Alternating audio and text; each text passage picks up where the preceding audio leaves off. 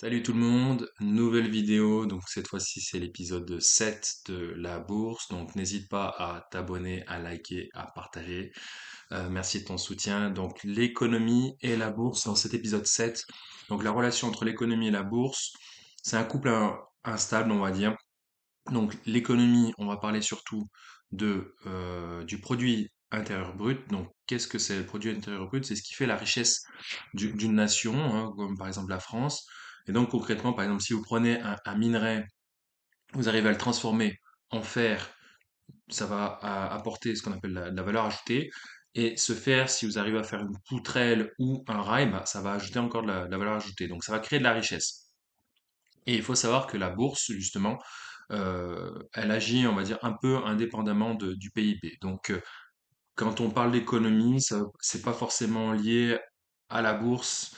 Voilà, des fois il y a des liens et des fois il y en a pas. Donc, la bourse, surtout, elle va dépendre de ce qu'on appelle la macroéconomie et de la microéconomie.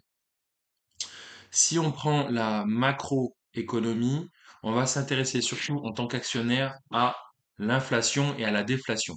Donc l'inflation, comme je vous expliquais précédemment, l'inflation, ça diminue le pouvoir d'achat, c'est l'augmentation durable des prix, et donc c'est mauvais pour un épargnant, hein, tout simplement. Donc parce qu'on perd, on perd notre pouvoir d'achat. Et donc, comme je vous disais, lorsqu'il y a de l'inflation, les banques centrales ont tendance à agir dans le sens hawkish, donc ils vont être durs, ils vont durcir leur politique monétaire à court terme, voire à moyen terme, voire à long terme, pardon. Et donc, ils vont augmenter ce qu'on appelle les taux directeurs, donc les taux d'intérêt, donc ils vont prêter moins facilement de l'argent pour faire baisser, pour juguler cette inflation. La déflation, c'est l'inverse, c'est peu courant, mais en fait, si vous voulez, les prix, ils baissent. Et du coup, en fait, comme on sait que les prix vont baisser, eh ben, on a tendance à repousser nos achats justement pour acheter moins cher. Et donc, ça va contribuer à une diminution de l'activité. Et donc, ça aussi, l'actionnaire, il n'aime pas bien parce que justement, il a mis des billes dans une entreprise et donc l'entreprise est là pour faire du chiffre et faire des profits. Donc, si l'activité elle diminue, l'actionnaire, il n'est pas gagnant.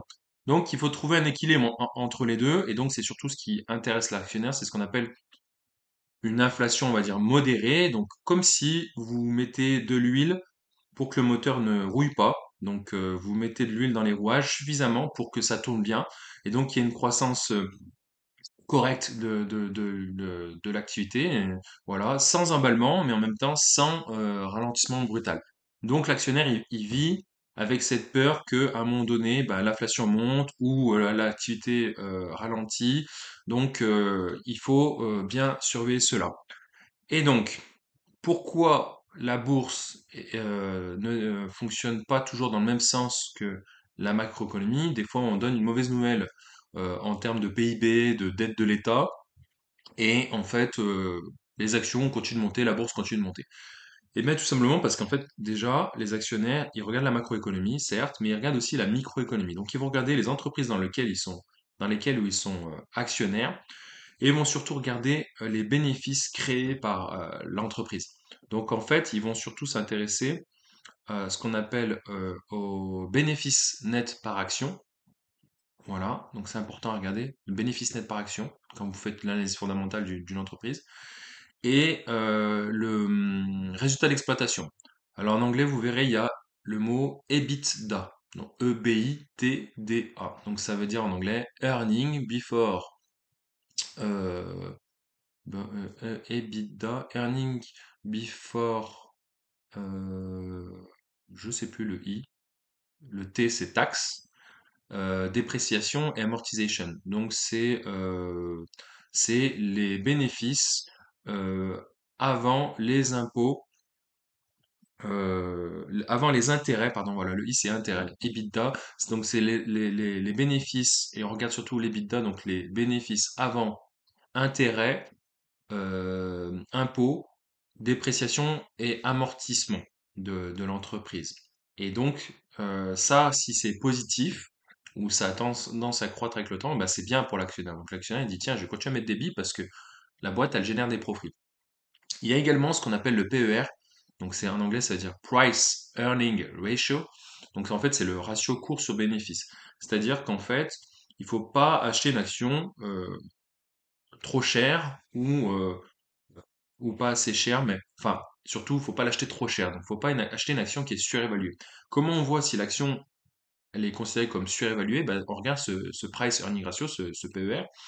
Et donc, en fait, c'est le ratio cours sur le bénéfice de l'action. Donc, si le bénéfice de l'action, il est de 10, mais que l'action, elle s'achète 100, donc ça veut dire qu'on a un PER de 10. Donc, ça veut dire on est prêt à payer en achetant l'action 10 fois le bénéfice généré par l'action.